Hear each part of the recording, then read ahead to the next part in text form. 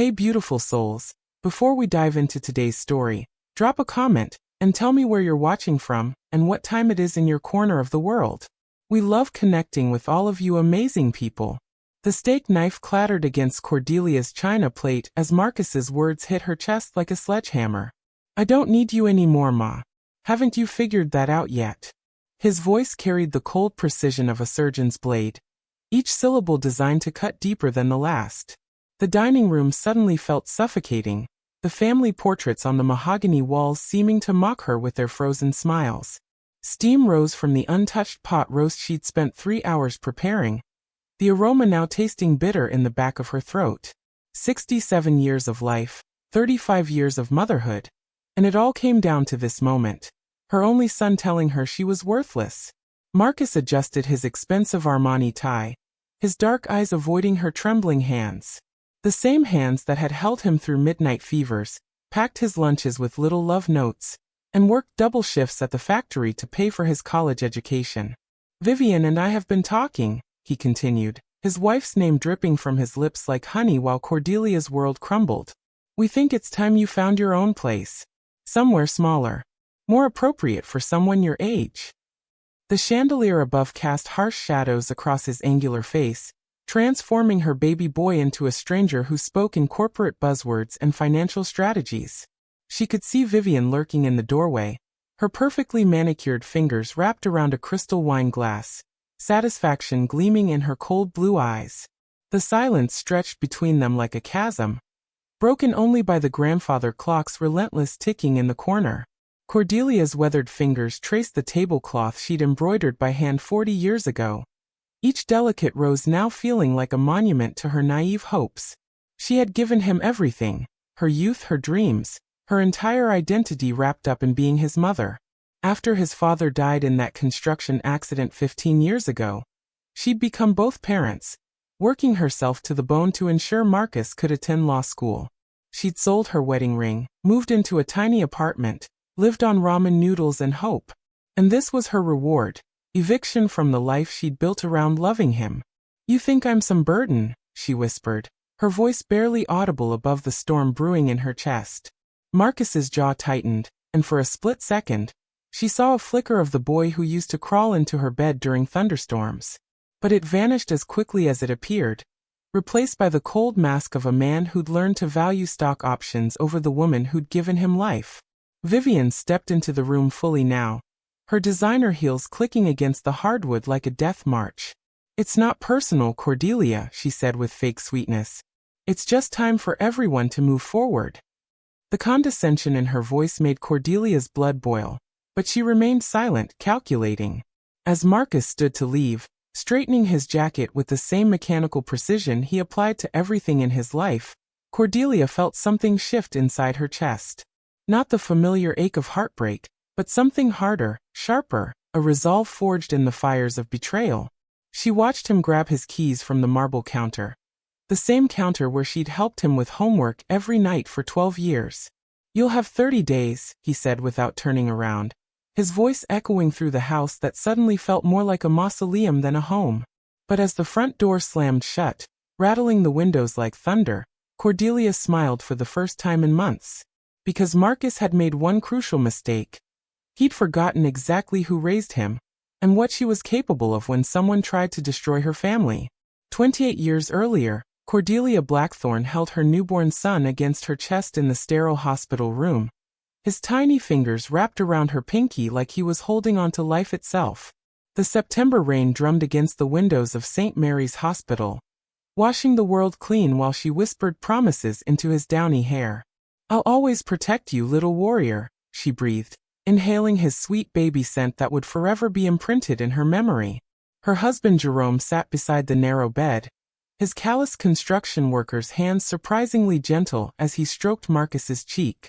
They were young, poor, and completely unprepared for parenthood, but love filled every corner of that cramped room like golden sunlight breaking through storm clouds. Those early years passed in a blur of midnight feedings, first steps recorded on grainy videotape, and birthday parties held in their cramped apartment above the corner bakery.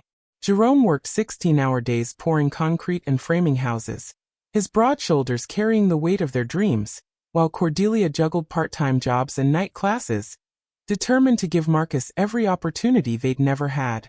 She worked at the diner from 5 to 11, came home to feed the baby, then stayed up until 3 studying for her nursing degree. Sleep became a luxury she couldn't afford, but watching Marcus's face light up when she walked through the door made every exhausted moment worth the sacrifice.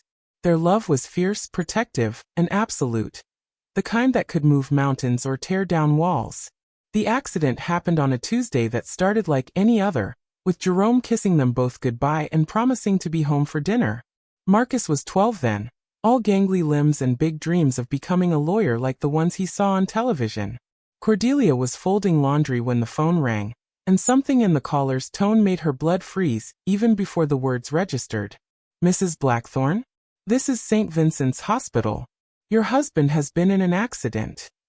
The basket of warm clothes tumbled to the floor as her world tilted sideways, Marcus's favorite Superman t-shirt landing at her feet like a fallen superhero. She drove through the city with tears streaming down her face, praying to every saint she'd ever learned about in Catholic school, bargaining with God for just one more chance to say goodbye.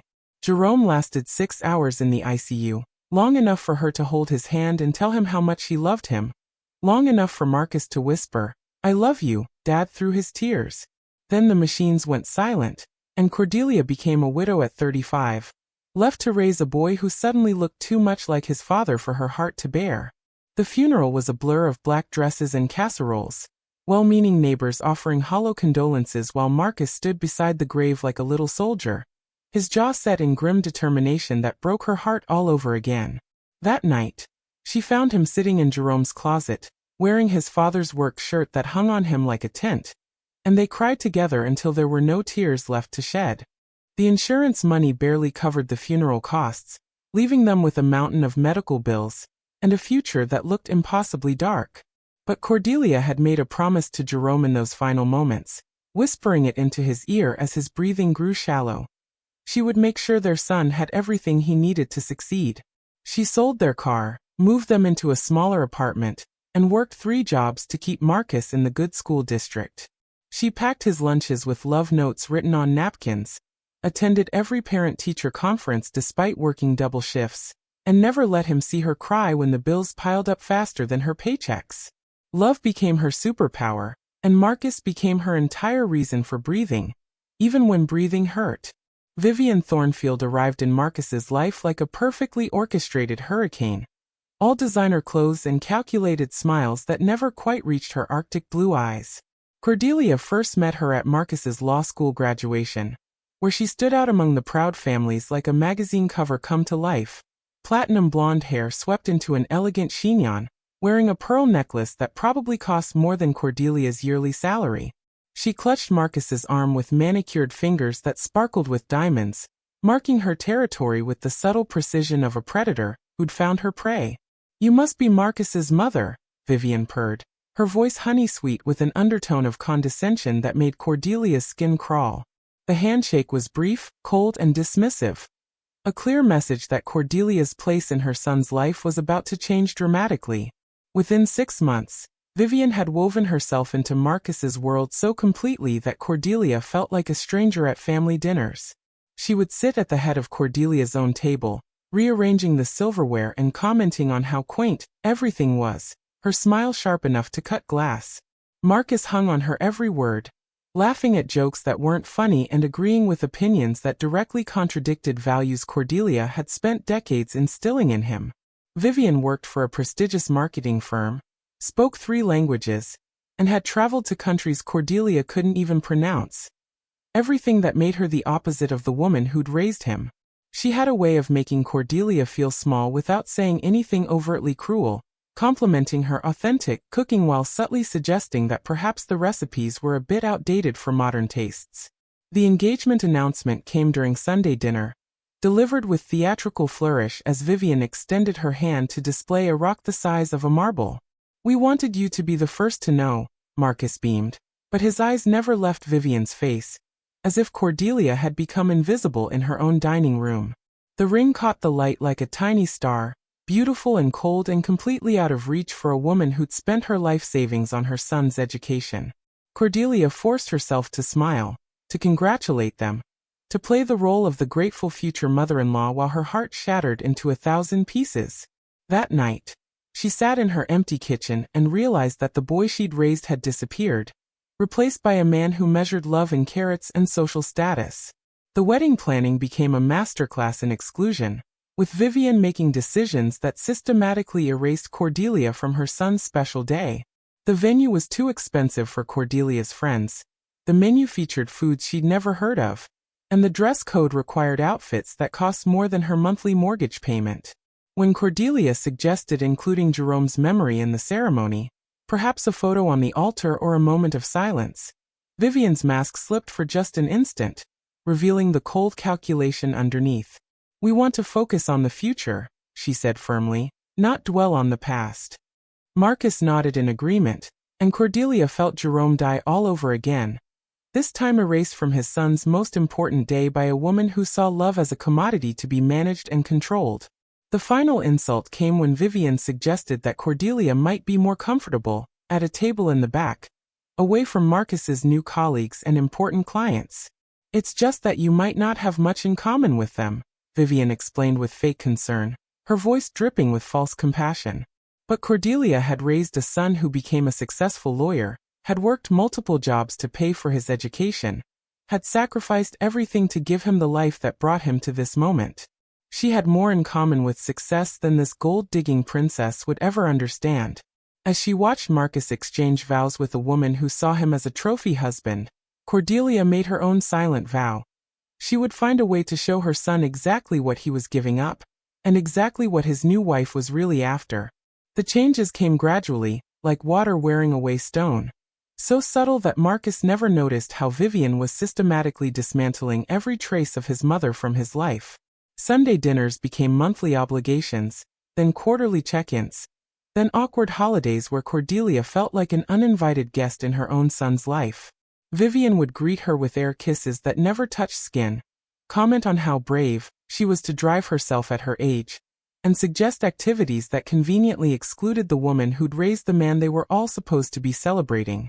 The house Marcus bought with his first big law firm bonus had no room for the family photos that had once lined his apartment walls, no space for the handmade quilts Cordelia had stitched during those long nights when he was studying for the bar exam. Christmas became the worst battlefield, with Vivian orchestrating gift exchanges that highlighted the vast economic gulf between them. She would present Marcus with expensive watches, luxury vacations, and art pieces that cost more than Cordelia's entire annual income, then beam with satisfaction when he unwrapped the practical sweaters and homemade cookies that suddenly seemed pathetic by comparison. "How thoughtful," Vivian would murmur, her voice loaded with condescension as she examined Cordelia's carefully knitted scarf or lovingly prepared preserves. Marcus began leaving Cordelia's gifts unopened on the counter, claiming he'd get to them later. But she knew they'd end up in the charity donation pile along with everything else that reminded him of his humble origins. The most devastating blow came when Marcus announced they were moving to the other side of town, a gated community where the houses had names instead of numbers and the lawns were maintained by armies of landscapers. "It's closer to my office," he explained, but Cordelia knew the truth. The new house was a 40-minute drive from her modest neighborhood, just far enough to make spontaneous visits impossible, and planned ones feel like major expeditions. Vivian had chosen it specifically for its distance from Cordelia's world, creating a physical barrier that matched the emotional walls she'd been building for years. The housewarming party was attended by Marcus's colleagues, Vivian's yoga friends, and neighbors who spoke in hushed tones about property values and private schools, people who would never understand what it meant to choose between groceries and heating bills. Phone calls became stilted conversations about weather and work, carefully avoiding any topics that might remind Marcus of his father or his childhood. Vivian had trained him well, teaching him to compartmentalize his life like a filing cabinet where his mother's section grew smaller and smaller each year. When Cordelia called to share news about old neighbors or family friends, Marcus would listen politely but distantly, as if she were reporting on strangers from a country he'd never visited. "That's nice, Ma," became his standard response, 2 words that dismissed decades of shared history and communal joy. She could hear Vivian's voice in the background during these calls, asking about dinner reservations or weekend plans that never included the woman who'd given Marcus life. The final straw came during Marcus's 35th birthday celebration, held at an upscale restaurant where the menu was written in French, and the portions were designed for people who'd never known hunger. Cordelia arrived early, wearing her best dress and carrying the photo album she'd compiled of Marcus's childhood. Every birthday party, every school play, every proud moment captured in fading Polaroids. But when she tried to share the memories with his colleagues, Vivian smoothly intercepted, suggesting that everyone would be bored by old family photos, and steering the conversation toward Marcus's recent courtroom victories.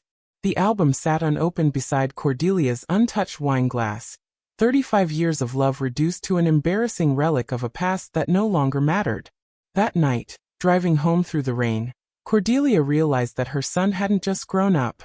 He'd been stolen, piece by piece, by a woman who understood that the best way to control a man was to erase everything that made him who he was. The phone call came at 7 in the morning, Vivian's voice sharp with barely contained excitement. "Cordelia? I hope I didn't wake you, but we have some wonderful news to share."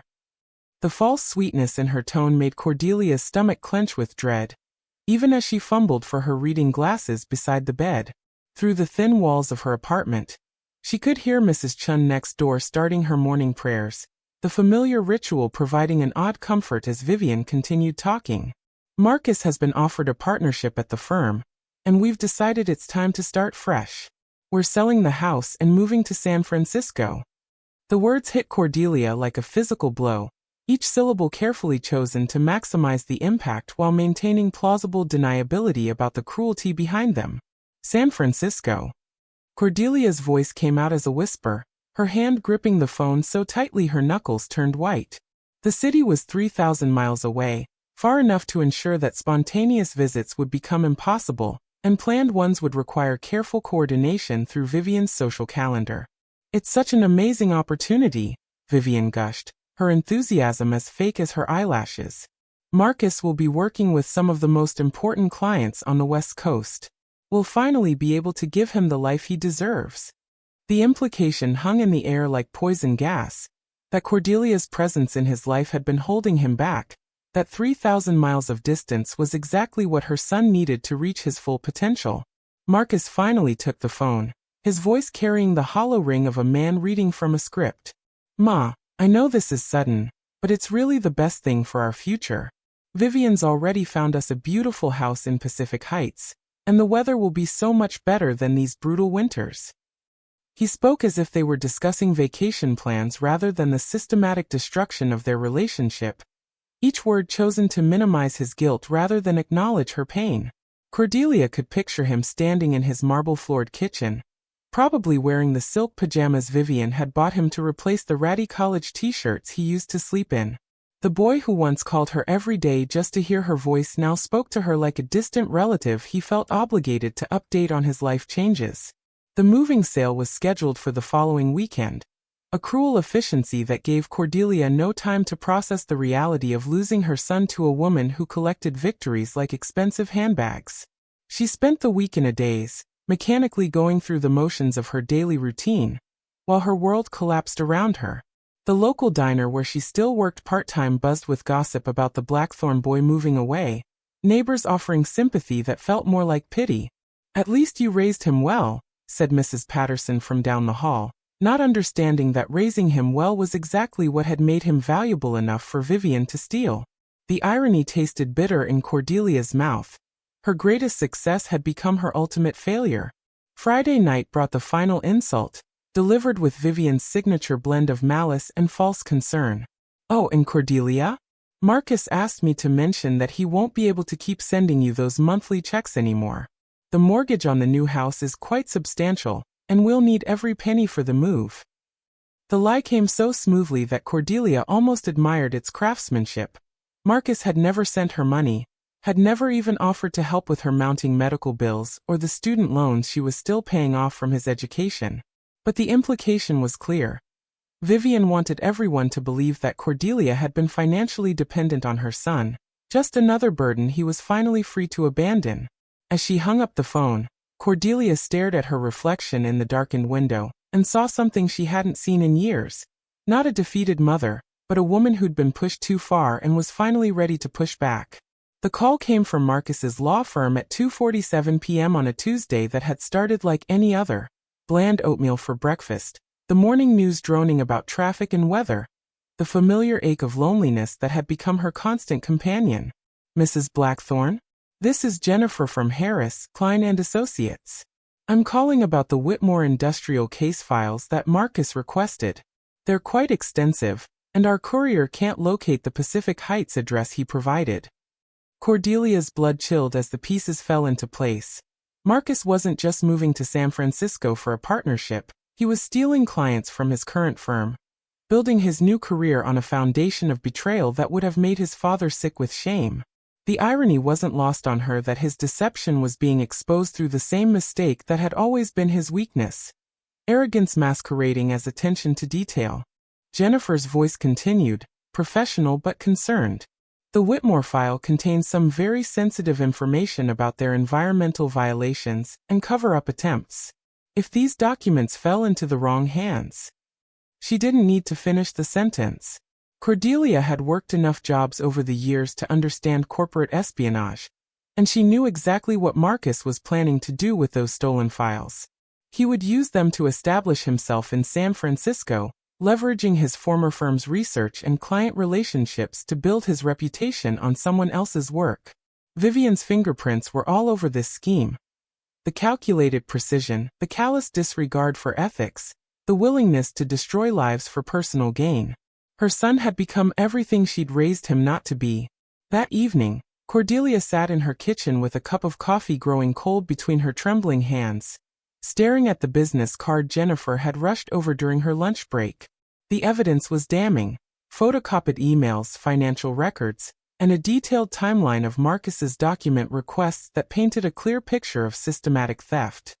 "I could lose my job for this," Jennifer had whispered, pressing the manila envelope into Cordelia's hands. "But I knew your son when he first started at the firm. He was different then, ethical, principled. Whatever's happened to him, it's not the man who used to bring donuts for the night shift and remember everyone's birthday." The Marcus she described sounded like a stranger, or perhaps like the ghost of the boy Cordelia thought she'd lost forever. The phone rang at midnight, Marcus's voice slurred with expensive wine and guilty conscience. "Ma, I know it's late, but I just wanted to say, I've been thinking about Dad lately, about what he'd think of all this success." The vulnerability in his voice almost broke her resolve, reminding her of the scared 12-year-old who'd crawled into her bed after nightmares about losing another parent. But then she heard Vivian's laughter in the background, sharp and satisfied, and remembered the manila envelope hidden in her bedroom closet. "Your father would be proud of the man you've become," she lied smoothly, each word carefully chosen to hide the storm building inside her chest. "He always knew you were destined for great things." The conversation lasted 10 more minutes, filled with hollow pleasantries and promises to visit that they both knew were lies. After hanging up, Cordelia walked to her bedroom window and stared out at the city lights twinkling like fallen stars. Somewhere out there, her son was planning to destroy the very firm that had given him his start, all for the approval of a woman who saw him as nothing more than a means to an end. The evidence in her closet could destroy his career, send him to prison, and shatter the fantasy life Vivian had constructed around his success. But it could also be the key to saving him from himself, to showing him what happened when you forgot where you came from and who had loved you first. As she touched the cool glass with her fingertips, Cordelia smiled for the first time in months, because sometimes the only way to save someone you love is to be willing to lose them completely. Monday morning arrived gray and cold, matching Cordelia's mood as she stood outside the gleaming tower that housed Harris, Klein and Associates. Her best coat, a 10-year-old wool blend that she'd dry cleaned specially for this moment, felt inadequate against the October wind and the magnitude of what she was about to do. The lobby was all marble and chrome, designed to intimidate small people with big problems. But Cordelia had spent 67 years learning how to stand tall when the world tried to make her small. "I'm here to see Mr. Harrison about my son, Marcus Blackthorne," she told the receptionist, her voice steady despite the earthquake in her chest. The manila envelope felt heavy in her purse, weighted with the power to destroy everything Marcus had worked for. or to save him from destroying himself. Mr. Harrison was younger than she'd expected, with kind eyes behind wire-rimmed glasses, and the sort of earnest handshake that reminded her of Jerome when they'd first met. Mrs. Blackthorne, I appreciate you coming in, but I should mention that anything regarding Marcus's employment would be confidential. He gestured to the leather chair across from his mahogany desk, the same color as the dining room table where she'd served Marcus his final meal at home. I'm not here as his mother, Cordelia said quietly, opening her purse with trembling fingers. I'm here as a citizen who discovered evidence of a crime. The words tasted like ashes in her mouth, but she forced them out anyway, watching Harrison's expression change from polite confusion to sharp attention as she slid the envelope across his desk. The silence stretched between them as Harrison examined the documents, his face growing paler with each page. Credit card statements showing payments to a document copying service, emails outlining client contact lists, and a paper trail that painted a clear picture of systematic corporate espionage. Mrs. Blackthorne, he said finally, his voice heavy with the weight of institutional betrayal. Do you understand what you're alleging here? The implications for Marcus's career, his reputation, his freedom. She nodded, her hands folded in her lap to hide their shaking. I understand that my son has forgotten who raised him and what I taught him about right and wrong. I understand that sometimes you have to lose everything to remember what matters. The words came from someplace deeper than her throat, drawn from the well of love that had never run dry despite years of neglect and dismissal. Harrison leaned back in his chair, studying her with the same intensity he probably used to evaluate complex legal cases. You realize this information could send him to prison? Corporate espionage and theft of intellectual property are federal crimes. He could lose his law license, his career, everything he's worked for. The questions hung in the air like smoke from a funeral pyre, and Cordelia felt the full weight of her decision settling on her shoulders like a lead blanket. Mr. Harrison, she said, her voice growing stronger with each word. My son is planning to build his new life on a foundation of lies and stolen work. The woman he married has turned him into someone his father wouldn't recognize. If I don't stop him now, he'll cross a line he can never come back from. Her eyes met his across the polished wood, two parents who understood that sometimes love meant making the hardest choice possible. The meeting ended with Harrison promising to investigate quietly, to give Marcus a chance to return the documents and resign without criminal charges being filed. But Cordelia knew her son better than anyone, knew his pride, his stubborn streak, and his absolute faith in Vivian's judgment. He would deny everything, blame the evidence on clerical errors or misunderstandings, and probably accuse his former colleagues of trying to sabotage his success. As she walked back through the marble lobby, past the security guards and the young lawyers rushing toward their futures, Cordelia felt the strange calm that comes after making an irreversible decision.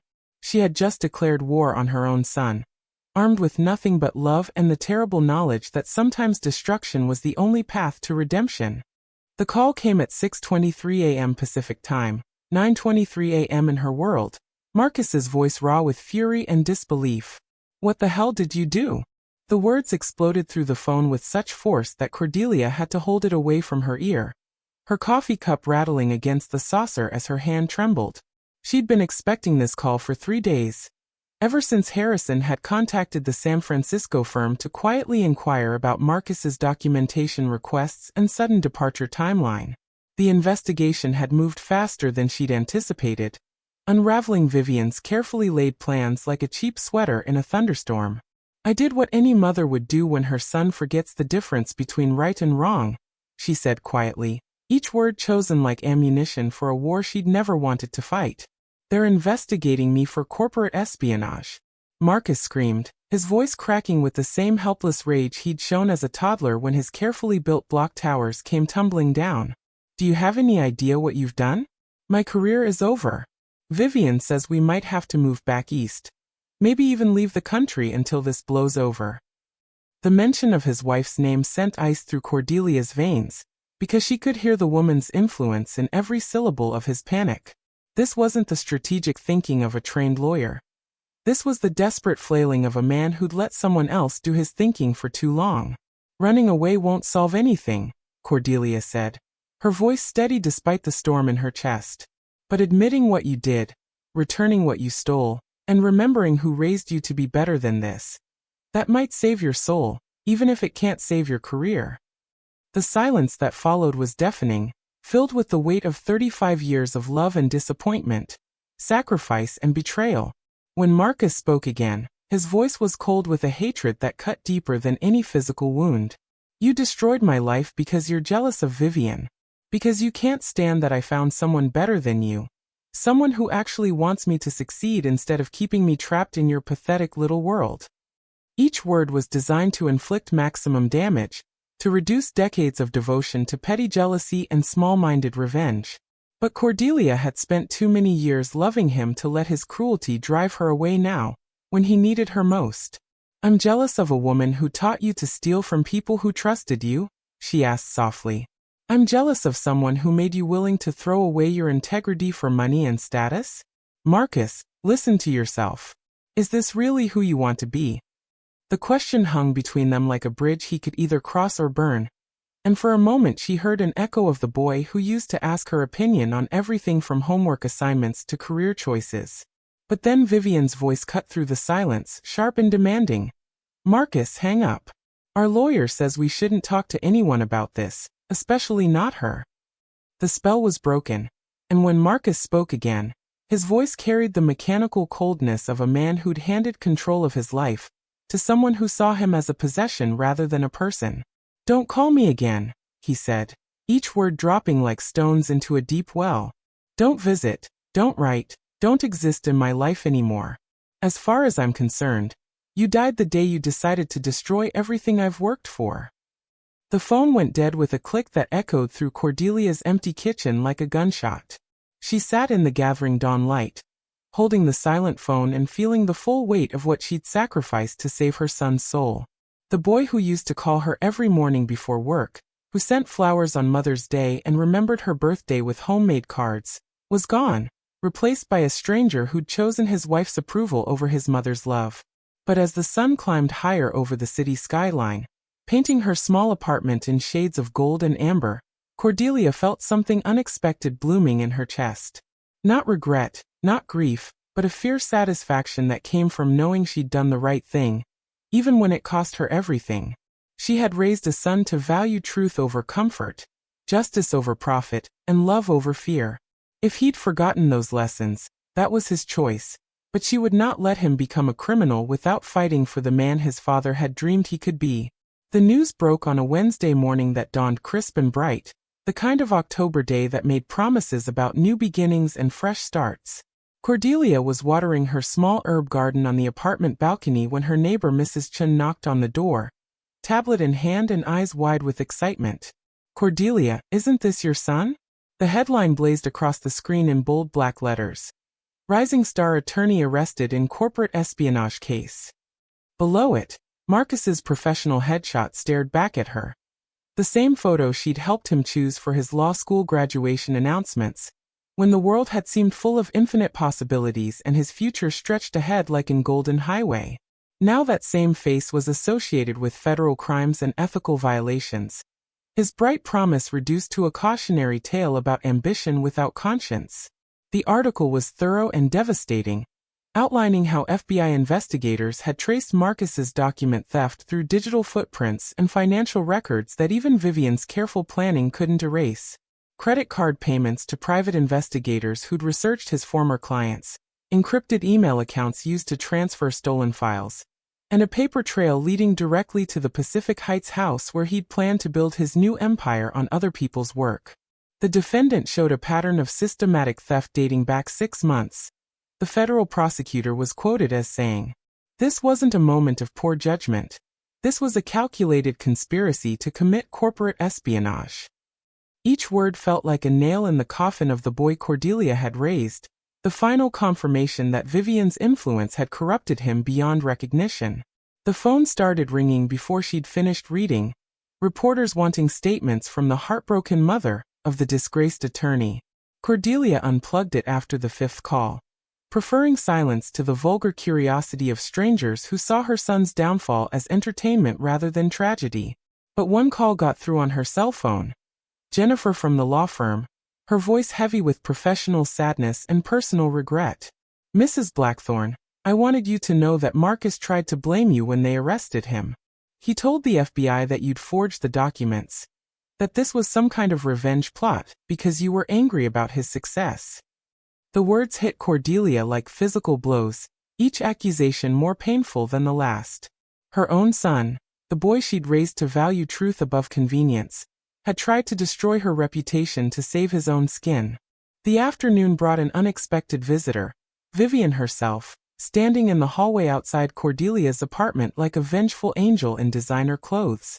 Her perfect makeup couldn't quite hide the panic in her eyes or the desperate edge to her smile, and for the first time since they'd met, she looked exactly like what she was, a woman whose carefully constructed world was crashing down around her manicured fingernails. We need to talk, she said without preamble, her voice lacking its usual honeyed venom. The federal investigation had stripped away her masks, revealing the calculating predator, who'd been hiding behind charity galas and wine tastings. She pushed past Cordelia into the modest living room, her designer heels clicking against the hardwood like an executioner's march. You have to tell them you lied, Vivian said, her composure cracking like ice in spring sunshine. Tell the FBI you forged those documents, that you were angry about us moving and wanted to hurt Marcus. I'll make sure you're compensated, generously compensated, for your cooperation. She opened her purse and pulled out a checkbook, her hands shaking as she fumbled for a pen. The sight of her son's wife trying to bribe her way out of justice filled Cordelia with a rage so pure it felt like religious ecstasy. This was the woman Marcus had chosen over his own mother, a creature so morally bankrupt that she thought every problem could be solved with money and manipulation. How much? Vivian continued, her voice rising with hysteria. 50,000? 100? Name your price. Just save my husband's career, and I'll make sure you never want for anything again. Cordelia stood in her own doorway, watching the woman who'd stolen her son's soul offer to buy it back with blood money. The irony was almost beautiful. Vivian, who'd spent years making Cordelia feel poor and worthless, now desperately trying to use wealth as a weapon against the one person who'd never been impressed by her designer armor. You think this is about money? Cordelia asked quietly, her voice carrying the deadly calm of a woman who'd finally found her enemy's weakness. You think I destroyed my relationship with my son for a few $1,000s? She walked to the mantelpiece where Jerome's photo sat beside Marcus's graduation picture. Two men who'd never had the chance to meet, but who shared the same honest eyes and stubborn chin. This is about saving his soul from a woman who taught him to value stock options over integrity. The mask fell away completely then, revealing the snarling predator, who'd been hiding behind charity work and social climbing. You self-righteous bitch! Vivian screamed, her careful diction dissolving into the coarse accent she'd spent years trying to erase. You're nobody. You're a waitress from a nothing neighborhood who couldn't even keep your husband alive, and you think you can judge me? Marcus told me all about you. How you held him back. How you made him feel guilty for wanting more than your pathetic little life could offer. The words poured out like poison from a broken bottle, each insult designed to cut as deeply as possible. But Cordelia had been inoculated against Vivian's cruelty by 35 years of loving a son who'd learned to use the same weapons. I gave him everything, she said simply. You gave him nothing but expensive chains and taught him to call them freedom. As Vivian stormed toward the door, her composure shattered beyond repair, she turned back for one final shot. He'll never forgive you for this. Even if he goes to prison, even if his life is ruined, he'll spend every day hating the mother who destroyed everything he worked for. The threat hung in the air like smoke from a funeral pyre, and Cordelia felt the full weight of what her choice had cost her. She would likely never see her son again, never hold grandchildren, never know if the boy she'd raised would ever find his way back from the darkness Vivian had led him into. But as the door slammed shut and silence settled over her small apartment, Cordelia felt something she hadn't experienced in years. The peace that comes from knowing you've chosen love over comfort, truth over convenience, and your child's soul over your own happiness. She had lost her son to save him, and that was a trade any real mother would make without hesitation. 2 years, 3 months, and 14 days after Cordelia had blown up her son's life to save his soul, Marcus Blackthorne stood on her doorstep looking like a man who'd been to war and barely survived. The expensive suits were gone, replaced by a simple gray sweater and jeans that had seen better days. His face was thinner, marked by lines that spoke of sleepless nights and hard-won wisdom. But his eyes, those dark eyes that had once been cold with Vivian's influence, now carried the weight of genuine remorse. He held a small bouquet of daisies, the same flowers he'd picked for her from the vacant lot behind their old apartment building when he was 7 years old, and wanted to apologize for breaking her favorite coffee mug. "Ma," he said, his voice rough with emotions he'd forgotten how to express, "I came to say I'm sorry, and to tell you that you were right about everything." The federal case had ended with a plea bargain, 18 months in minimum security prison, community service, and the permanent loss of his law license. Vivian had filed for divorce before the ink was dry on his sentencing papers, taking half of their remaining assets and disappearing into the social circles that had once welcomed them both. She'd left behind only a forwarding address in Switzerland, and a note that blamed Marcus for ruining her carefully laid plans. As if love was supposed to come with insurance against inconvenient consequences. "She was gone before I got out," Marcus said, settling into the same kitchen chair where they'd shared countless meals and homework sessions. "Took everything that wasn't nailed down and some things that were. But you know what? I felt relieved, like I could finally breathe again for the first time in years." Prison had been a harsh teacher, but an effective one. Surrounded by men who'd made similar choices, trading integrity for shortcuts, family for profit, truth for convenience, Marcus had finally understood what his mother had tried to save him from. "There was this guy in my block, Eddie, who'd embezzled from his daughter's college fund to cover gambling debts. He spent every day writing letters she never answered, begging for forgiveness that never came." Marcus's hands wrapped around the coffee mug Cordelia had placed in front of him, the same chipped ceramic they'd used when he was a struggling law student who still called her every morning. "I realized I was writing the same letter in my head, over and over. But I was too proud to actually send it. Too scared you'd slam the door in my face like I'd done to you." The conversation stretched through the afternoon, and into the evening, two people rebuilding a bridge that had been burned down by pride and outside influence. Marcus talked about the job he'd found at a legal aid clinic, helping people who reminded him of his mother, hard-working, overlooked, and deserving of someone who'd fight for them without counting the cost. The pay was barely enough to cover his small apartment rent, but he spoke about it with more pride than he'd ever shown for his 6-figure corporate salary. "I remember why I wanted to be a lawyer in the first place," he said, his voice growing stronger with each word. "To help people who couldn't help themselves. To make Dad proud. To honor everything you sacrificed to get me there." The mention of Jerome brought tears to both their eyes, and for the first time in years, they grieved together for the man who'd loved them both unconditionally. As the sun set through her small kitchen window, painting everything in shades of gold and forgiveness, Cordelia reached across the table and took her son's hand. The skin was rougher now, marked by honest work instead of expensive moisturizers, and she could feel calluses that spoke of a man who'd learned the value of building something with his own hands. "You said I proved you wrong," she said quietly, her thumb tracing the familiar scar on his knuckle from a childhood accident. "But you were never wrong about needing me. You just forgot for a while that love doesn't make you weak. It makes you strong enough to do the right thing, even when it costs you everything." Marcus squeezed her hand, and in that simple gesture, she felt the return of the boy who'd once promised to take care of her when she got old. He was home, not just in her apartment, but in himself, and that was worth every day of heartbreak she'd endured to bring him back. Some victories, she realized, were worth any price, especially when they saved the soul of someone you'd loved since before they took their first breath.